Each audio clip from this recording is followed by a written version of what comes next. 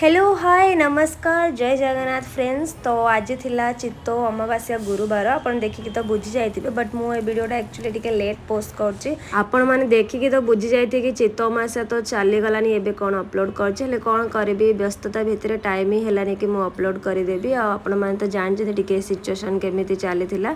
तो मु चित्तौ अमावास्या रे सासुरे थिले आ सेठी मते पूजा करिवार थिला। तो मु फर्स्ट टाइम एमिति सब करूछि मते के गाइड करिया कि घरे नाहांती। तो मम्मी तो हॉस्पिटल अच्छे आपने जानी तो मत से मम्मी कहते केमी कौन पूजा करने।